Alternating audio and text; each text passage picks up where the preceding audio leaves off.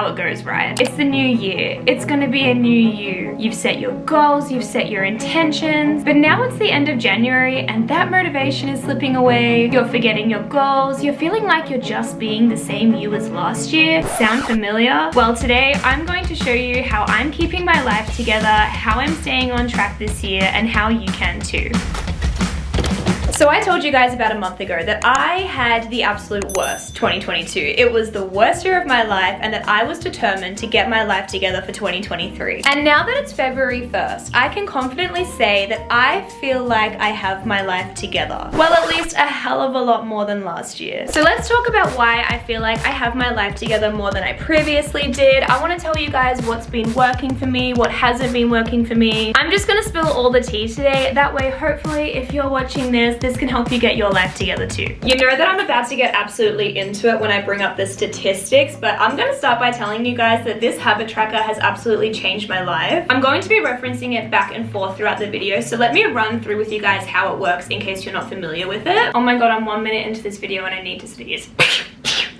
Bless me. So basically you put in what habits you want to be doing every single day along the left side under habits. Then it's super easy. At the end of each day, you tick off whether or not you've done the habit. And then at the end of the day and the month, so down at the bottom and also on the right hand side, you can see how often in percentage form you're doing each task. Now to my core, I am a competitive person. Even with myself, it's like a toxic trait, but it's also kind of not toxic. So having this habit tracker really motivated me to do my daily habits because I was accountable for myself. Every day I could see in percentage form whether or not I showed up for myself. So if there's one thing to take away from this video, it is to try out a habit tracker. I literally couldn't speak higher of them. And I'm going to be completely honest, I did not make this template, but I will link it below for you guys because like I said, it has literally changed my life. So let's get into some of these habits and also some of the things I showed you in my Getting My Life Together for 2023 video, and talk about whether I honestly think they helped me get my life together, whether they didn't, and whether they're worth it or not. Let's go ahead and start with journaling. So in my Getting My Life Together video, I showed you guys my journal routine and I still stand by this routine. I think it is great, but my problem with it is that it would take 5 to 10 minutes every single morning and night to get this journal done. And to be honest with you, I would go through phases of filling it out every single day and then just not filling it out for a week or a month. And I think that comes down to the time that it takes to do the journal. I would always put it off because I really didn't want to make that 5 or 10 minutes of time. Now, if we look at my habit tracker, I completed my journal 90.32% of the days. So I roughly missed about 10%, which is 3 days of the month. And then for my night journal, I completed it 83.87% of the days. And looking at it, oh, actually, I forgot to take the last day. Oh my god, slay, it just went up to 87.10%. So I missed about 4 days doing my night journal. And I can confidently say the reason I was so persistent with doing my journal, one was because of the habit tracker. I knew I had to tick it off and I was accountable for my actions, but mainly it is because I switched journals. I tried out the 5-minute journal this month, and because it only took about 3 minutes to fill out in the morning and 2 minutes at night, I consistently did it because I always had that amount of time. There was no way I could make an excuse for not having 3 minutes in the morning and 2 minutes at night. And also the prompts were already there in the journal for me to fill out. And I think it was just as beneficial as when I was doing my own journal routine in the past. So I really recommend, if you do want to get into journaling, to try out this journal. And I never thought I would say that. I always thought my journal routine was the best, I'm not gonna lie. But I think this also goes to show that you don't always have to stick to one way of doing things, especially if the way you're doing something doesn't work for you. If you're doing a routine and you don't feel like it's working for you, you don't feel like you're feeling the benefits, switch it up, try something else. Which leads me to my next habit, which is meditation. If we look at my habit tracker, I did not do very well at this. I mean, I still got 45.16%, and I think the only reason I realistically got that is because I had the habit tracker. But ultimately, this habit just really didn't work out for me, and I don't think it's the habit itself. I do think meditation is really beneficial. I just don't think I've found the right way for me to do it. I tried doing it in the mornings when I first woke up in bed. I tried doing it on my yoga mat, but none of them really felt right. They felt okay. They felt alright, but I couldn't see myself consistently consistently doing it long term, and I think that's reflected in my habit tracker as well. So because I do think they are still beneficial, I am going to try it out again this month. Maybe I'll try doing them at night. I don't know, stay tuned. But yeah, if you feel like you're doing a routine and it just doesn't feel right for you, definitely switch it up. That is definitely one of my main tips for getting your life together or keeping your life together. There's no point keeping something in your life if it's not benefiting you. But something that has helped me so much, and I think this will really help you guys as well if you're not doing it, is planning your days and your weeks in advance. This changed the whole entire game for me. I think this is the biggest, one of the biggest things that has helped me keep my life together for 2023 so far. I really focused on making sure I knew exactly what I was doing every single day and every single week. And the way I kept myself accountable for this and knew what I was doing was by using my Apple Calendar and my Apple Notes. I planned out my YouTube videos in advance. I planned out what days I would film, what days I would edit. I kept on track of my part-time job work schedule. I booked in all of my appointments. I would even schedule when I was going to go and see friends. You know what? I even started planning and organizing my Harry Styles Love on Tour outfits, and that concert's not even happening until the end of Feb. Now, for reference, I am someone who always leaves things to the last minute. I'm someone who always gets it done. Like if there's a task and it needs to be done by a certain time, I'll get it done, but I will procrastinate and leave it to the last minute. And while it's good that they get done, you might be thinking, okay, well, you get them done. I always feel so anxious because of this. I'm stressed out, and the quality of my work is usually reflected in that. I always think I could have done better if I had have actually allocated my time better. And to be completely honest with you, I saw a massive improvement in my work, my relationships, my mental health, honestly everything, by planning out my days and weeks and honestly everything in advance. And I'm not gonna lie to you, it was definitely hard at times, but when I was planning in advance, I felt like I had my life together, and I would rather put the hard work into planning than leave all the hard work to the last minute and not even be happy with everything that I'm putting out into the world and with myself in general. I really hope that makes sense. Now, I didn't actually have planning my days and my weeks in my habit tracker. I'm definitely gonna add that in for this month. But the real tea is, the biggest thing that has helped me keep my life together for 2023 is not procrastinating. Oh my gosh, this has actually changed everything for me. This month, I really focused on not procrastinating, and how I did that was really every time I wanted to procrastinate a task, I thought about my future self and I showed up for her. Now, I did this by planning things in advance, not putting off cleaning my room or cleaning the kitchen, doing the laundry, all of those little chores. Basically, anything that I wanted or could have put off, I made myself do rather than procrastinating. I focused on discipline over motivation. And I really think that is a hell of a lot easier said than done. So I do have some tips for you guys on how to not procrastinate and ultimately how to get your life together or keep your life together. So some of the tips I have for you are using the Pomodoro method technique. So this is where you set a 25-minute timer, you do as much of your task as possible, and then you have a 5-minute break. Basically, you just keep repeating this process for as long as you like. I think they recommend having a half-an-hour break after you've done it 4 times, but I honestly use this every single time I have to edit a YouTube video. Setting timers and just seeing how much you can get done. A lot of the time when my office is messy, I will just set a 5-minute timer and see how much of the office I can clean in that time. And a lot of the time when I do this and the timer goes off, I'm motivated to keep going and finishing the task. And something you can also do while you're doing this is listening to a podcast or music while you're doing a task. Oh my god, I swear, as soon as I put my headphones on and I listen to a podcast or some music, I can get anything done. As soon as I put them on, the procrastination's over, I am ready to get the task done. Those are some of the things that really help me, so I hope they can help you as well. Now look, I still have a lot of progress to make, and that's evident by my habit tracker. A lot of these habits that I wanted to be doing every single day are around the 50% mark if we want to kind of give it an average. But it's important for me to remember, and for you too, if you've also gone into January and set yourself all of these goals and all of these things that you want to do every single day and you haven't done them every single day. In December, you are probably doing these 0% of the time. So even if you've only got 1%, that's still an improvement from last year. So I'm definitely going to stick with this habit tracker this month, and honestly every single month for the rest of the year. What I've done is I've created a new sheet for February so I can still keep my January tracker, and then at the end of the year, I think it'll be really fun to go through and look at each month and just see how I went for the month. I don't know know if it's lame to be excited about that, but I'm not sorry about it. But like I said, I will have this linked below for you guys. I could not recommend it more. If you've watched this far, comment down below one of your goals for this year. Oh, actually, comment below one of your goals for the month or the year if you want to. Yeah, actually just comment down below any goals that you have, if you feel comfortable sharing them, of course. Also, let me know if you'd be interested in seeing a video like this at the end of every month. Maybe it wouldn't be this exact format. It could be more like a monthly reset. We could still do a recap of how I've gone, and I could, I guess, go into more depth about my actual goals that I've set and not just the habits and general tips of how I'm keeping my life together. But let me know if you guys would be interested in that. I could definitely film that at the end of this month. But if you've watched this far and you haven't subscribed, you should definitely subscribe because we're basically best friends at this point. We are so close to 10,000 subscribers, which is absolutely mind-blowing. I'm like, what the f?